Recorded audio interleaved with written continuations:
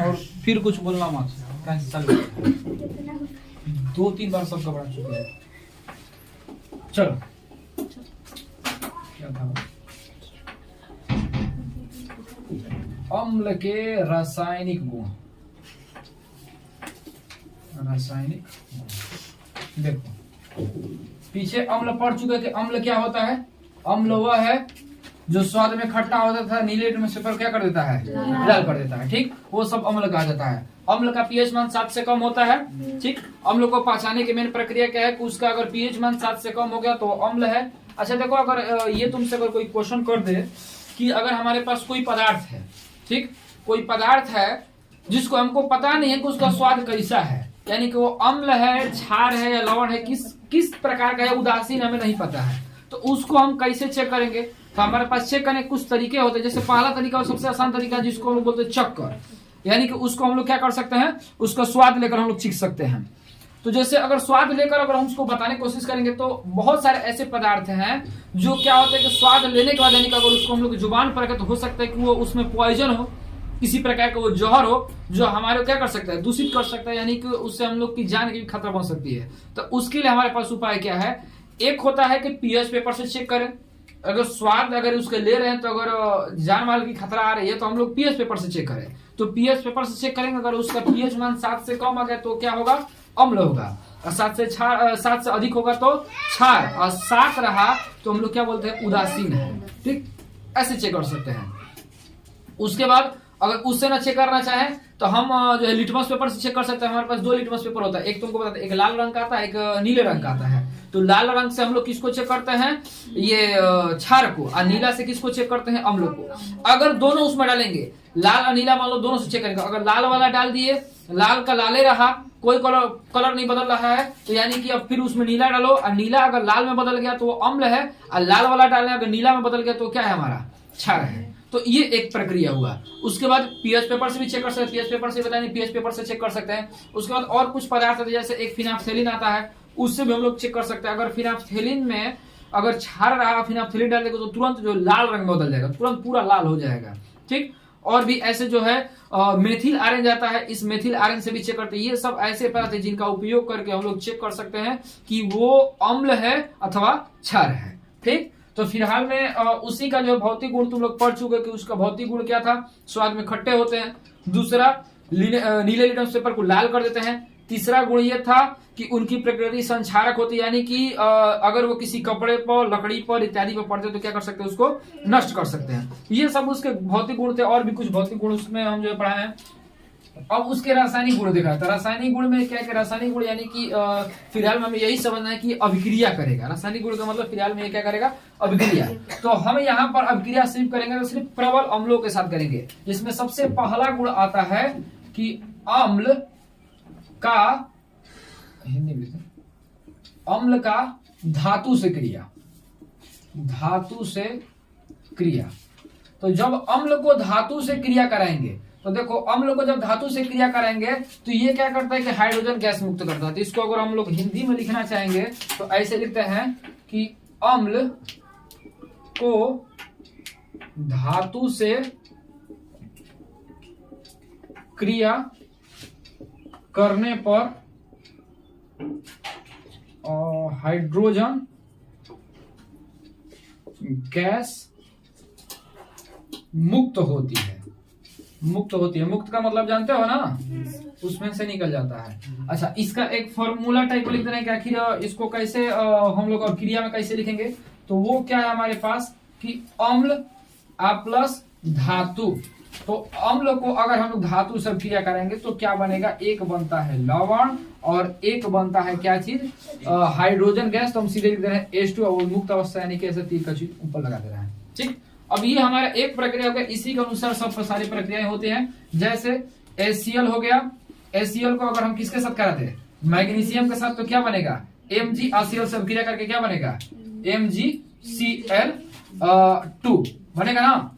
अब इसका भी तुम लोग बता चुके कैसे बनाओगे। जैसे हाइड्रोजन को छोड़ दो, हाइड्रोजन यहाँ पे निकाल दो, H2, ये हो गया मुक्त। इसमें क्या बच गया, क्लोरीन, और इसमें क्या बच गया, मैग्नीशियम।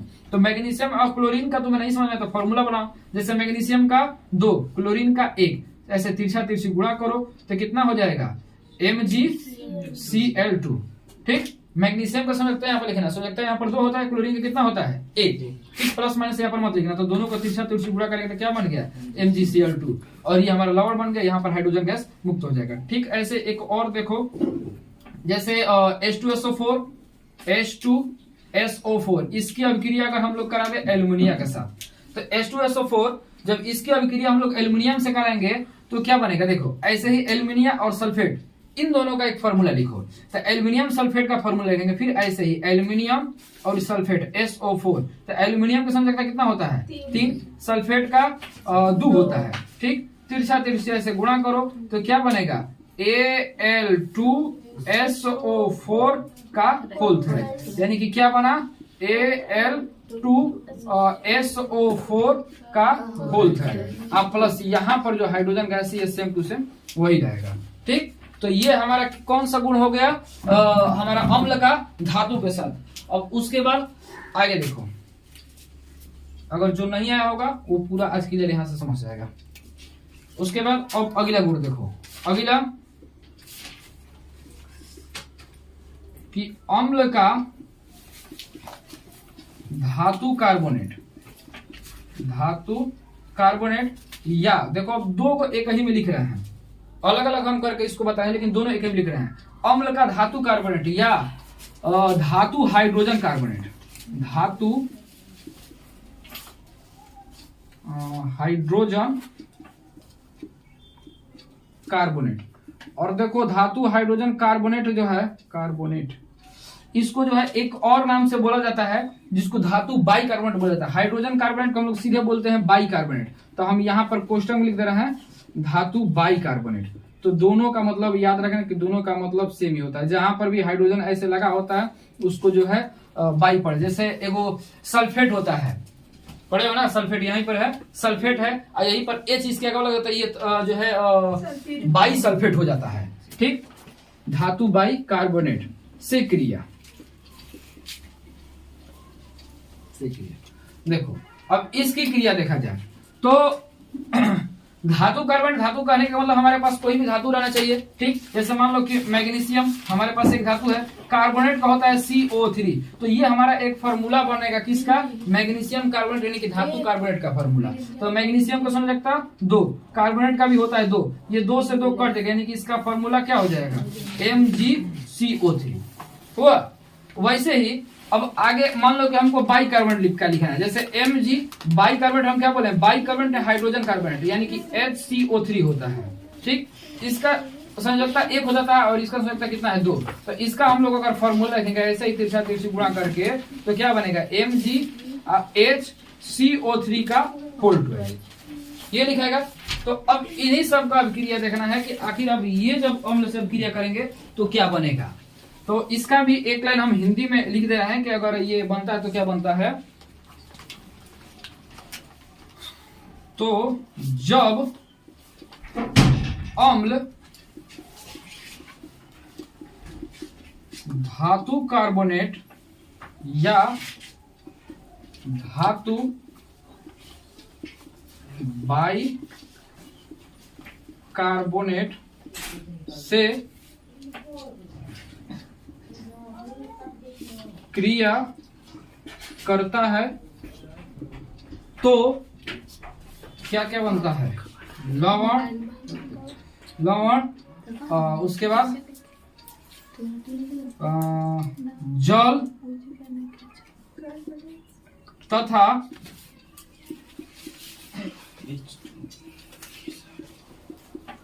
कार्बन डाइऑक्साइड बनता है। ठीक, ये हो गया। जब अम्ल का धातु कार्बोनेट से क्रिया, धातु कार्बोनेट या धातु बाई कार्बोनेट से क्रिया करेगा तो उस समय भी क्या बनेगा हमारे पास, दोनों एक ही बनता है, लवण बनेगा, जल बनेगा तथा कार्बन डाइऑक्साइड बनता है। जैसे एक इसका भी पहले एक ऐसे उदाहरण टाइप पर लिख दे रहे हैं, जैसे ये हमारा लिखे हैं यहाँ पे, वैसे इसको लिख दे रहे हैं इसको सबसे ज्यादा जो है याद रखने की जरूरत है। अगर हई इतना याद हो गया तो समझो कि हई तो हमारा लिखा ही जाएगा, उसको तो हम लिख ही लेंगे। अगर पेपर में मान लो कि आ भी रहा है, जैसे ये बोर्ड के परीक्षा में आ रहा है कि अम्ल के रासायनिक गुण लिखिए, तो तुमको जो है ऐसे ही लिखना है, ठीक। नहीं तो सीधे इसका यहाँ पर ये हेडिंग करो, उसके बाद अभिक्रिया को सब लिख दो, जरूरत नहीं है हिंदी लिखना, बुझाया। तो उसी के हिसाब से इसको समझते जाओ। तो ये हमारा क्या बनेगा, अम्ल प्लस H, अच्छा धातु लिख लिया, धातु कार्बोनेट और अभिक्रिया करके क्या बनेगा, लवण, जल बनेगा। तो सीधे जल का हम जल का सूत्र लिख देना, जो क्या होता है H2, अब प्लस कार्बन डाइऑक्साइड बने तो सीधे हम लिख देना CO2। तो गैस है तो ये भी मुक्त होगा, ठीक। उसके बाद और इसका जो एक और लिखे थे कि धातु कार्बन, धातु बाई कार्बन, सेम वैसा ही इसका भी फॉर्मूला होता है। इसको भी हम यहाँ पर लिख देना है कि अम्ल प्लस धातु बाई कार्बोनेट और अभिक्रिया करके क्या बना, लवण प्लस जल H2O प्लस कार्बन डाइऑक्साइड, ये बना। तो अब इसका भी एग्जाम्पल देखा जाए। ये हमारा एग्जाम्पल था, 2 ठो। सेम ऐसे ही इसका एग्जाम्पल देखा जाए।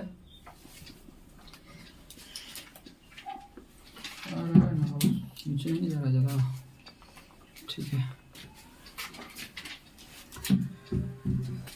देखो चलो HCl हाइड्रोक्लोरिक अम्ल, या चलो इस बार HNO3 के ले लीजिए, HNO3 नाइट्रिक अम्ल, इसकी अभिक्रिया करा दिया जाए। हम लोग को धातु बाइकार्बोनेट बनाना है। चलो यही वाला लेंगे जो पीछे अभी बनाए थे, मैग्नीशियम कार्बोनेट यानी कि MgCO3। तो जब मैग्नीशियम कार्बोनेट के साथ अभिक्रिया करेगा तो क्या बनेगा, लवण, जल और कार्बन डाइऑक्साइड। तो यानी कि इतना तो फिक्स है कि जल यानी कि H2O ही बनेगा और कार्बन डाइऑक्साइड यानी कि क्या बनेगा, CO2, यही बनेगा ना। अब फिक्स नहीं है तो वो क्या है, वो है लवण। तो लवण हमको कैसे बनाएंगे, तो लवण बनाने के लिए हमको क्या करना पड़ेगा कि इसमें से जो हमको उठाना पड़ेगा किसको, नाइट्रेट को, NO3 नाइट्रेट का जो फॉर्मूला होगा, और इसमें से सिर्फ धातु को उठाएंगे जो हमारा क्या है, मैग्नीशियम है, और इन दोनों की अभिक्रिया करेंगे। और जो अभिक्रिया के उपरांत आएगा यहाँ पर हम लोग क्या कर देंगे, लिख देंगे। यानी कि मैग्नीशियम और नाइट्रेट का तुम्हें फॉर्मूला लिख देना है। सिंपल से यहाँ पर मैग्नीशियम बच, यहाँ पर नाइट्रेट बच रहा है, तो मैग्नीशियम नाइट्रेट का फॉर्मूला, मैग्नीशियम नाइट्रेट क्या हो जाएगा, MgNO3 का क्या हो जाएगा, होल, ठीक। अब मान लो कि यही अगर बाइकार्बोनेट कर लेंगे, इसी को अगर बाइकार्बोनेट कर दें, इसी HNO3 को प्लस MgHCO3 का होल ट्वाइस, और जब इसको हम लोग अभिक्रिया करा देंगे तो क्या बनेगा, फिर बात वही बनेगा कि NO3 मैग्नीशियम नाइट्रेट का होल NO3 का होल ट्वाइस आप प्लस H2O जल आप प्लस कार्बन डाइऑक्साइड और वो मुक्त अवस्था में, बुझा। तो दोनों का कंडीशन मतलब एक ही है, बस हाँ एक चीज और, इसमें किसी भी अभिक्रिया को हम संतुलित नहीं किया है। तो प्रत्येक अभिक्रिया को तुम लोग संतुलित कर, बोर्ड में आएगा भी तो इसे संतुलित करके ही छोड़ना है, ऐसे नहीं आना, बुझा। उतार है तो उतार लो, क्योंकि फिर जो है यही लिखवाएंगे।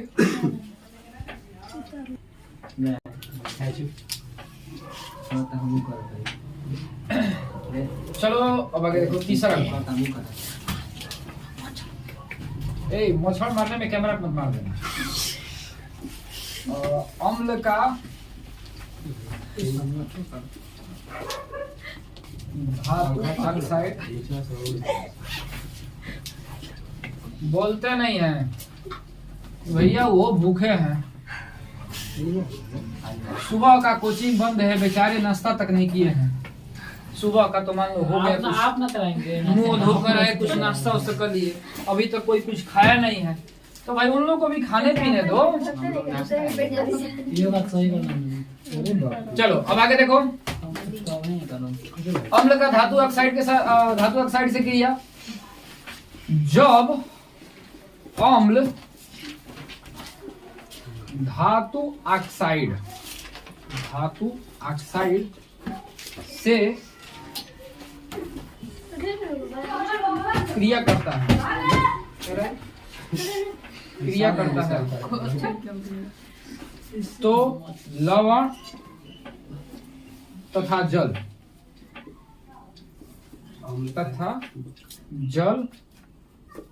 बनता है।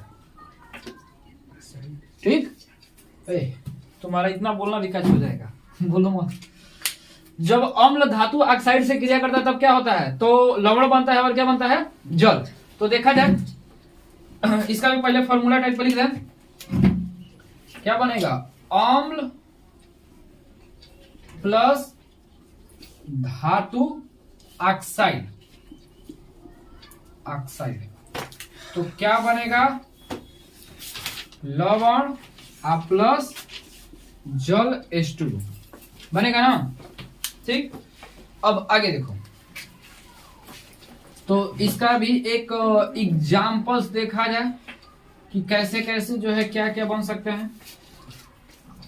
जैसे अगर हम लोग HCl ले ले, हाइड्रोक्लोरिक अम्ल, ठीक, तो हाइड्रोक्लोरिक अम्ल HCl को अगर हम लोग धातु ऑक्साइड, अच्छा देखो धातु ऑक्साइड अभी कैसे बना, जैसे अगर चलो इस बार जो है क्या ले लिया जाए, कैल्शियम ले लिया जाए, कैल्शियम Ca ऑक्साइड यानी कि ऑक्सीजन से क्रिया करके इसका कोई एक फॉर्मूला लगाया, तो कैल्शियम का समझ था दू, ऑक्सीजन का दू से दू कट गया तो ई सीधे क्या बनेगा, CaO। तो यानी कि हमारा CaO कैल्शियम ऑक्साइड से हम लोग क्या कर दे, क्रिया कर दे। ठीक, ऐसे ही अगर मान लो कि हमारा मैग्नीशियम भी होता, तुम लोग को याद होगा एक दिन हम दिखाए थे बहुत पहले ही, शुरुआत में ही, कि मैग्नीशियम को जलाते थे, जब जला थे तो मैग्नीशियम को जलने के बाद जो चूरन तैयार हुआ था, यानी कि जो उसका राख तैयार हुआ था, उसी को हम लोग मैग्नीशियम ऑक्साइड कहते हैं। अभी तुम लोग का कॉल है शायद ग्रुप में भेजे हैं हम, यही वाला वीडियो भी सेम, उसमें भी पूरा ऐसे जो कहकर उसमें बताया है। ठीक, तो अब ये जैसे इसका भी सकता दो, इसका भी दो, तो ये भी कट के क्या बनेगा, MgO।